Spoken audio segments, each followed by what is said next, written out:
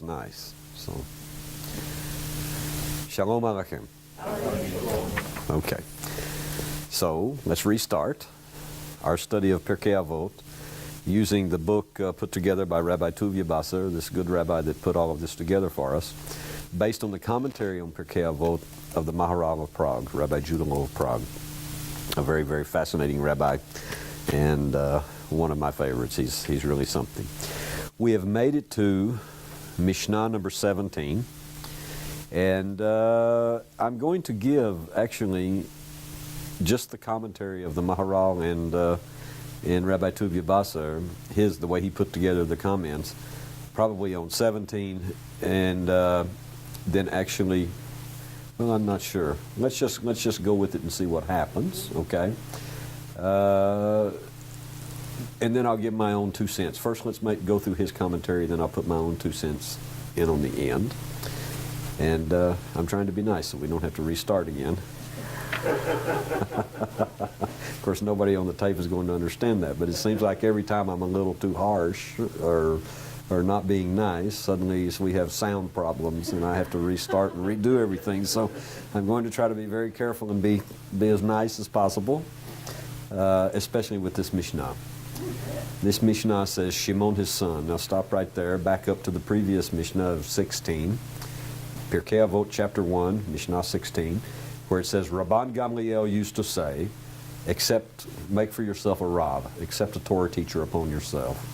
Remove yourself from uncertainty and don't give excessive tithes by estimating instead of measuring.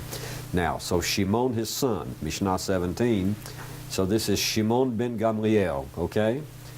This and that Rabban Gamliel is Rabban Gamliel the first, because there's going to be another Gamliel also later on. All right? He'll be the second. But this is Shimon his son, says, all my days I have been raised among the sages, and I found nothing better for the body than silence. Not study, but practice is the main thing, and everyone who talks excessively brings on sin. So now you see why the unkind comment I made at the beginning about Jason telling everybody he wanted more questions, and I was saying when we came to this one, nobody would ask any more questions. We're going to find out it's not about questions. It's about something else that he's talking about. But first, let's go to the Maharal's commentary and see what the Maharal has to say about this. He says, the rabbis frequently extol the virtue of minimizing extraneous speech, all right? This is because, if we will think about it just a minute, because everyone in this room, I don't know about watching on UTN, but everybody in this room, because of the classes that we did together and the great study we did together in Derek Hashem, the Ramchal's Derek Hashem, we know how the universe operates. And if we're conscious of how the universe operates and how, as the Ramchal tells us, everything that we think, everything that we say, everything that we do has an impact on every world and on the well-being of all the spiritual worlds as well as this physical world, then we already know that we have to be careful, especially in what we say. The level of thought is one level that affects everything, but when it's articulated and actually becomes something in the physical realm, then the effect of it is multiplied tremendously. So we all know, because we know how the universe works, we know we have to be careful with our speech. We have to be careful what we say. And just talking to talk sometimes is not being careful in what we say. All right. The very next point that the Maharal makes, though, is he says, but discussing Torah, if we are speaking Torah and talking about concepts and lessons and the secrets of the Torah and the practical everyday life lessons of the Torah, that is to be encouraged, okay? He says, the Maharal says, each and every one of us, we have both intellectual and physical abilities.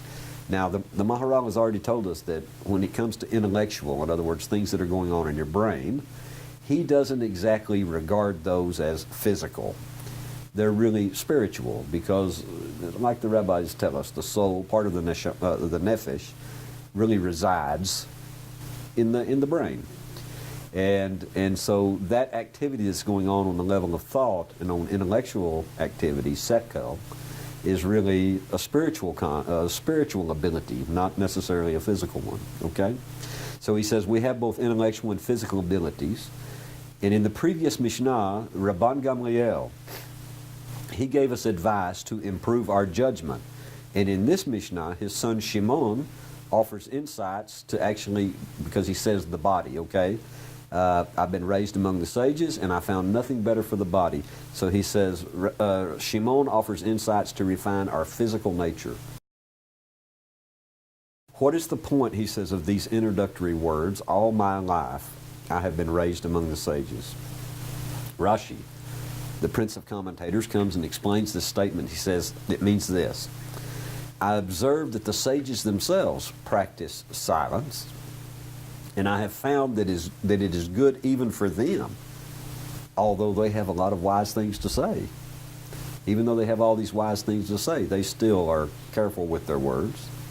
Therefore, how much more so is silence suitable for ordinary people who are not sages? I understand exactly the point Rashi is trying to make, and we're going to come back to it. Then where it says, and I found nothing better for the body, it says, Velo matzati leguf tov. I found nothing more good for the body than to be quiet. He said, we would expect the Mishnah to say that silence is good for a person, but why does it say that silence is especially good for the body? Shimon, again, I'll tell you this before we even go on in his commentary, knowing how the universe works and what happens when we let things go from our mouth, we can put two and two together and realize that one of the effects of, even if it's not Lashon Hara, even if it's just saying nonsensical or things that we haven't thought out, or just talking to talk, it can have it can turn around and have an effect on your body, okay? Manifest itself in an effect on your body, okay? Shimon, he says, regards speech as a physical faculty, in other words, in that it's not purely just spiritual. In other words, it's the spiritual coming into the physical world because it's making physical sounds, all right? He says, it's true that speech can be the handmaiden of emotional and creative thinking. However, this Mishnah is concerned with directed analytical thought. Because speech occupies our concentration, we are more likely to err, to make an error, while talking than while given solely to reflection. This does not imply that talking itself is wrong. Of course not. You do know how the Holy Zohar refers to human beings. The way it refers to us is that we are speaking spirits, all right? So there's a whole lot going on here, actually, in this, even though it seems very light. There's a whole lot going on. So it says, it doesn't imply that talking itself is wrong.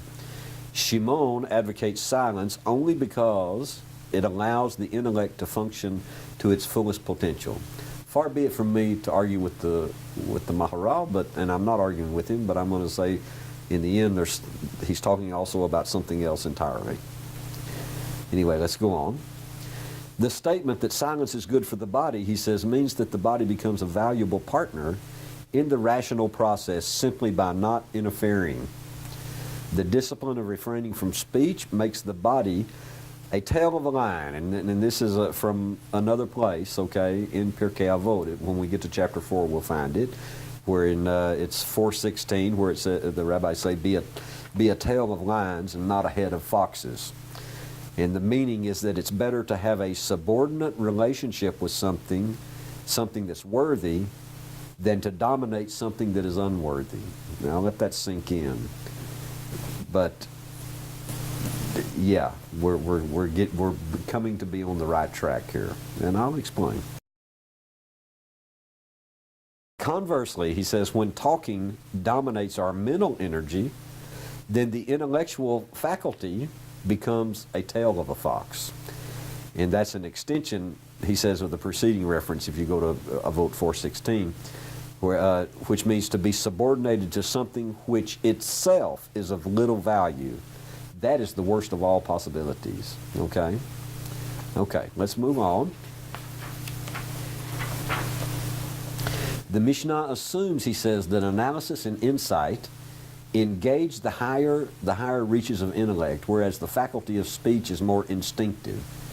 Indeed, and look where he draws the picture. He said, we may observe that children master speech well before their minds are developed enough to actually analyze things and theorize things and to think with real brain power. And they've mastered speech. And so I don't want to criticize any one particular group, but just listen to the speech of children today. It makes me a little crazy. Talk about non-thinking talking. Right. Yeah. So anyway, so I understand exactly what the Maharal is saying. The ability to articulate thought, he said, to actually put your thoughts into words is an intellectual function. And when he says intellectual function, he means it's a spiritual function. However, the act of speech itself is largely a physical action that actually distracts us from reflection, from thinking things through. Since speech interferes with the faculty of reason, he says, then silence helps to prevent confusion and error. Because talking interferes with reflection, it follows that fools are likely to be talkative. A wise person exercises the intellect rather than the faculty of speech. Now, okay, he's through with that one. We're going to come back to it. Let's finish this whole Mishnah, Mishnah 17. Because the next thing he says is not study, but practice is the main thing. And as always, we can jump to the conclusion, oh, that means I don't have to study. And that's not what he said. It's not what he said at all. He said study is not the main thing. The main thing is to put your study into practice, what you learn from the Torah, to actually put that into practice in your life. That's the main thing. So listen to the Maharal. He says this thought is actually a parenthetical to the flow of the entire Mishnah and is intended to avoid a possible misconception. The first part of the Mishnah stated that the discipline of maintaining silence is appropriate because one should exercise the intellect instead of the body. One might erroneously conclude from this that the exposition of the Torah, the intellectual acquiring of the Torah, that is primary, and then that its practice, putting it into the physical world, is secondary. And he uses the terms, the exposition of the Torah, midrash, is primary, and that its practice is maseh, that's secondary, and that's an error.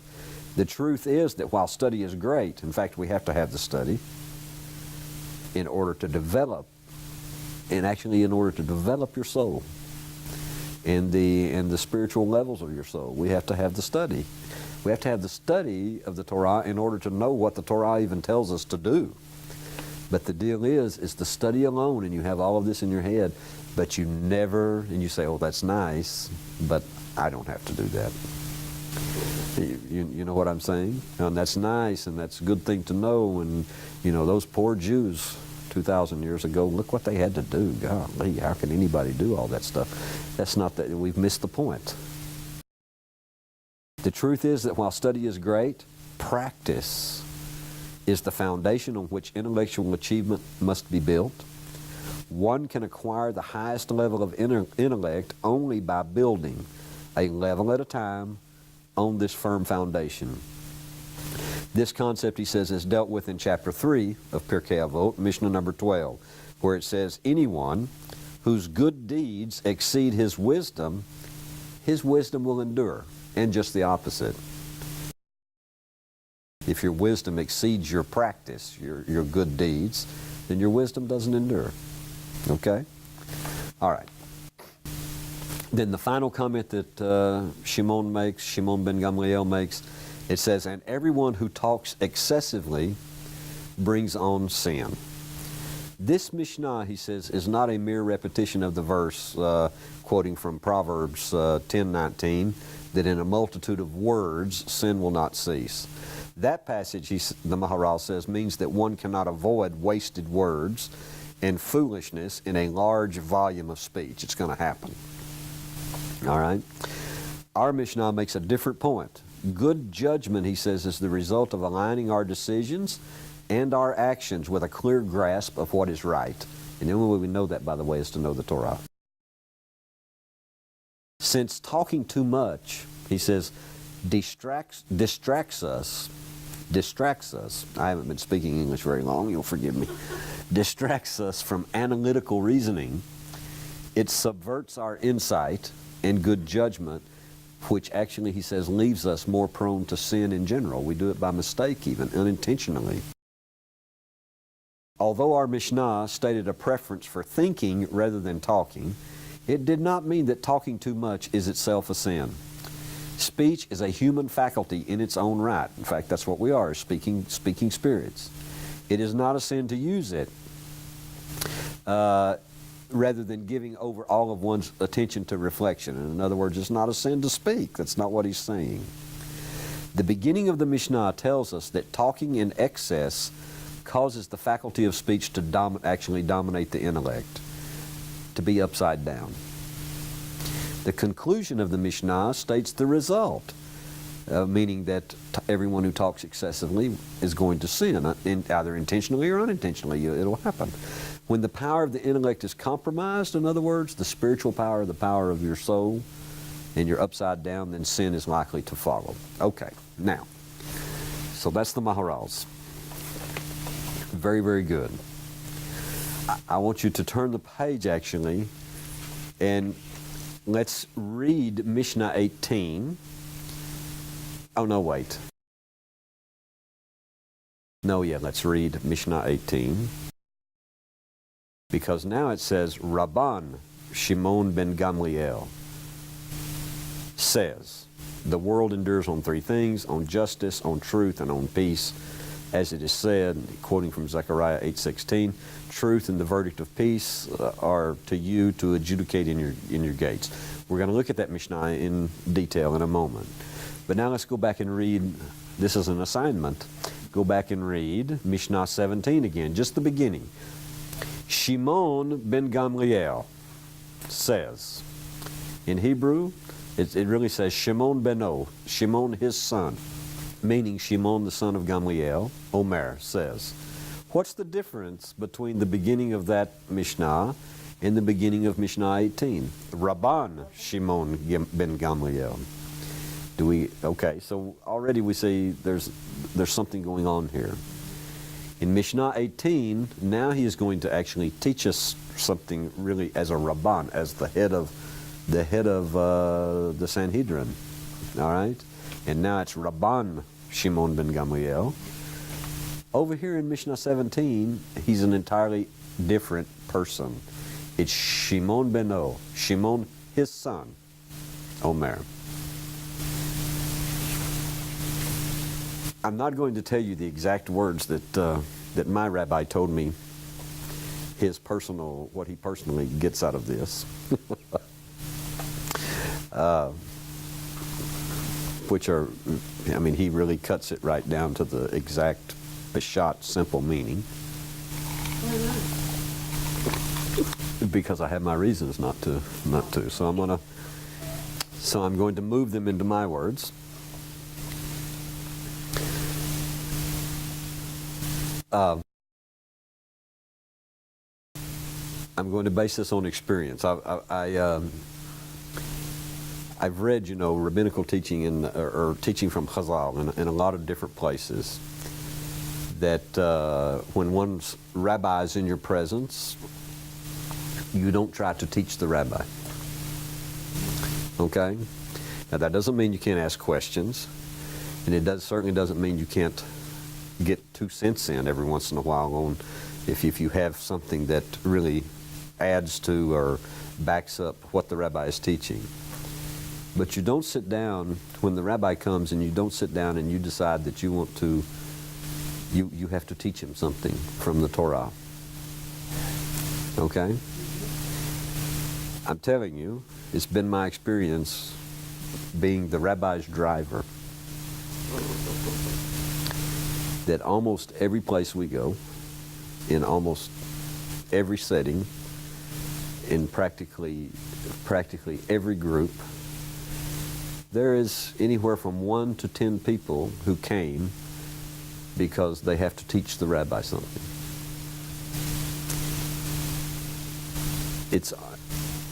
I hate to say it, I almost want to take a stick and beat these people when they open their mouth. Number one, they don't have any idea whose presence they sit in. They don't even begin to know that they don't have anything to say to him with their worldview or something that they've dreamed in a dream, or some of them think they're prophets, and all of these things. And it's just so unnerving. I can't begin to tell you. And they don't. It's kind of like a rocket scientist who really does know how to build rockets and knows all about them and absolutely everything and develop them and design them. And somebody who doesn't know how a rocket works. They don't even have a clue about any of that. It's like them coming to tell the rocket scientist that he needs to make certain corrections in his design, or that they've had a dream about how a rocket is put together, or that they got an email from God that says this bolt needs to go over here instead of over there. It really is that. It's just exactly that. Because without exception, these are all coming from people who, they're not like this class. They haven't studied such works as the Ramchal. They don't know how the universe operates. And they're coming from an entirely foreign view of how the universe operates, which is false. Their worldview is false. And they're coming to a Torah sage who knows exactly how the universe operates, who knows exactly how it was put together, who knows exactly God's purpose in it, and who knows exactly how this affects that and that affects this and all of these things. And he knows exactly how it operates. And they want to tell the sage how the world works. This is what Shimon is saying. When you're sitting in the presence of the sages, and I find it interesting, he finds nothing better for your body than silence. There's a price to pay for opening your mouth in the presence of a Torah sage and teaching him, coming with the attitude that you can even teach him. You see, it's said, and we see the difference. This particular Mishnah just says, Shimon, his son. He has not the title of Rabban. Why? Because he's still sitting among the presence of the sages, and his father is still alive, Gamliel, who is a great Torah sage. Now, when he becomes a sage himself in the next Mishnah, then it begins, Rabban Shimon ben Gamliel says. But in this one, he doesn't have anything to teach. He has some advice. But that advice isn't going to the sages. That advice is to all the students of the sages. And that advice is, don't teach the rabbi. Zip your lip. It really is. And then also his advice is, if you're going to study, that's not the main thing. You have to study, but practice, putting things into practice is the main thing. And everyone who talks excessively brings on sin. It's as practical as it can be. But it really is addressed, in my personal opinion, to people who sit in the presence of great Torah sages and have the chutzpah to think that they can teach him something. So am I off the hook? You're off the hook. Questions aren't included here. And even comments, you're kind of off. I don't want to completely let you off the hook, Tony, because that might have a disastrous result. But no, we're not talking about, no, that's not what we're talking about. We're not talking about honest questions.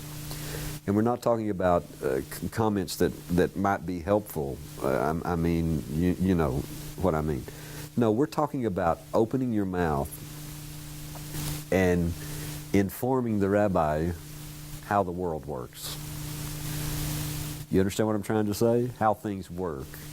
He knows how things work. He knows exactly how it works. One of the reasons he's trying to help you is so that he can impart to you the Torah wisdom of how things work, so that you can have a better life and have a closer relationship with God, and grow your spirit. I mean, grow your soul. And that's one of the reasons he's there. You waste his time and God's time, and it's an insult. It really is an unbelievable insult. So, but what I'm trying to tell you is, in all my experience of being the drivers of rabbis, okay, and sitting in on all of these all of these lessons and all of these classes time after time with all these different groups, there's always people there who don't know this, and really, it would be good. Who knows what damage they do to themselves by doing this. But it almost always happens that somebody wants to tell the rabbi how the world was created and how it works and why you have to do this instead of that. And they're coming from a totally false worldview. They don't possess the correct way of thinking. They don't possess Torah thinking. And I hate to say it, but they're really coming from real pagan points of view. They don't realize that. But if they would shut their mouth long enough and let the rabbi actually teach them something, they might figure that out. So I have a question. What's your question? But you don't have a microphone, so. And I think we're out of time, Tony. No, we're not out of time. Oh, okay. All right. Is it on? Yes. Okay, it's on. Okay. So, as an example, could you explain to us how your rabbi responds to these people? What is his disposition and his demeanor? I mean, I'd like to know. How does he respond? He's a nice man, most of the time. No, he's always a nice man, but sometimes he in a very nice way, he simply says, "You don't have anything to really teach me."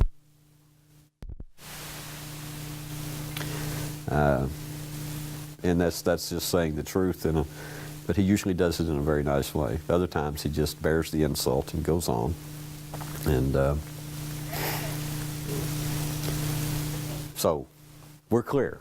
Yes. That's what I think of this Mishnah. Okay? All right. At least, and to me, whether that's what Shimon ben Gamliel is talking about or not, I'm just telling you from my personal experience and from studying Chazal in many other places, that if there is a Torah scholar, even if you're a Torah scholar, if there's a Torah scholar in your presence and you know he's on a higher level than you are, don't open your mouth unless he tells you to open your mouth. I mean, honestly. If he's speaking to a group, I mean, if he's teaching disciples, you just don't do that. Okay, all right. I hope it's clear, because I'm telling you, it really and truly is a real problem. It's a real huge problem. I can't begin to tell you the hours when I'm on the road usually with Rob Richmond. I can't tell you the hours we waste on this nonsense. Because if you start adding them all up, it adds up to a lot of hours that we waste on just exactly what we were talking about. And I'm saying that not trying to be critical. Look, the people think, they're on a mission from God. They have to come and tell the rabbi how the world works. And, okay. Sad. Well, it's I'm not sure the word to use for it. Other than it's blind arrogance. It's not. I don't think they're arrogant because they just don't know. It's from ignorance. It's really what it is. It's really from ignorance.